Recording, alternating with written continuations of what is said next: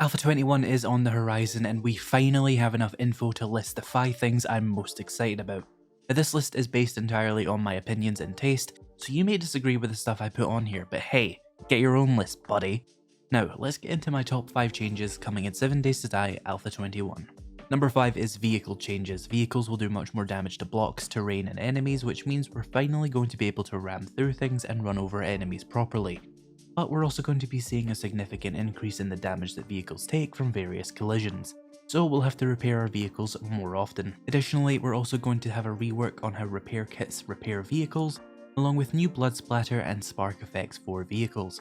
So choosing your vehicle will now be more critical because the 4x4 will be a stronger choice now that health is a consideration. Keeping your vehicle in working order will now be more challenging, and hitting enemies and blocks with your vehicle will now be more satisfying. More meaningful choices, more difficulty, more satisfaction, sounds good to me. Let's move on to number 4. Number 4 is the water rework, not the drinking water rework, I am not a big fan of that, the water simulation rework. All new water coding with water flowing properly, water can occupy the same space as a block, and player movement in water has been enhanced, so water will be much less of a janky mess in this game. Water will now be much more workable and using water in your builds will look good.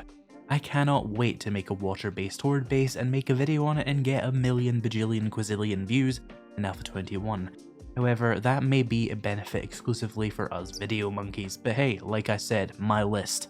Number 3 is the crafting recipe pin. Yes, this is my third most anticipated Alpha 21 feature. Yes, that does say a lot about Alpha 21. The crafting recipe pin will allow you to toggle a HUD element showing you what materials you have and what materials you need when crafting an item. It's a minimal quality of life feature, but I really do enjoy mods which add this feature, and having it in vanilla will be helpful. You may be wondering why not just play modded pre-built, but the answer is quite straightforward. Most people, believe it or not, are actually playing vanilla, especially new players, so my tutorials and most of my videos have to be made in vanilla, so most of my playtime is in vanilla as well. Again, another change that may only really benefit me. Like I said, my list, cry about it. Number 2 is the perk rebalance. Sexual Tyrannosaurus is gone and its effects are built into each melee weapon's perk tree, so no need for everyone to go into strength now, which makes all the non-strength weapons much more usable. And Flurry of Blows is now available in each tree, open to all melee weapons, including two-handed melee weapons like spears and sledgehammers.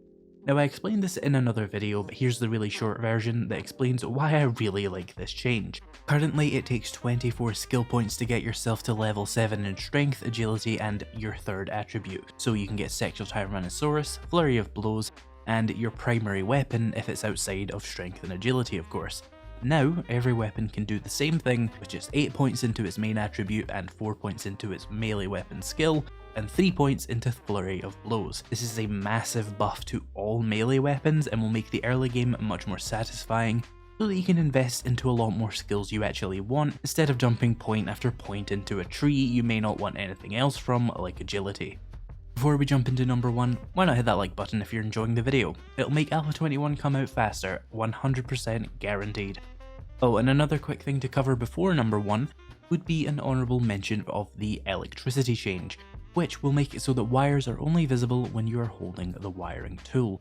Now you don't have to worry about your cable management because the wires will be invisible most of the time anyway, which is a lovely change for base builders in vanilla. And finally at number 1, the change my regular viewers knew was going to be here, the spear buff.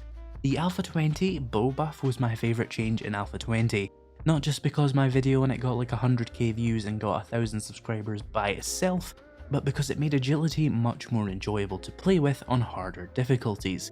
And hopefully this spear buff will do the same thing for perception.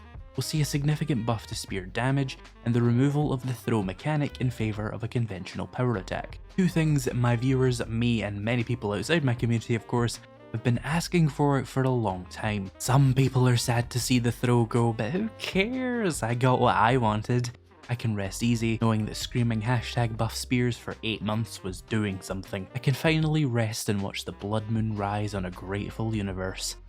Yeah, I know I probably had nothing to do with it, but I'm going to take credit for it, damn it. This change is going to make perception much more usable on higher difficulties, and I cannot wait for some insane nightmare with a spear. But I'm going to have to wait for this long wait for Alpha 21 first. That was my top 5 changes coming in Alpha 21. What are your top 5? Let me know down in the comments.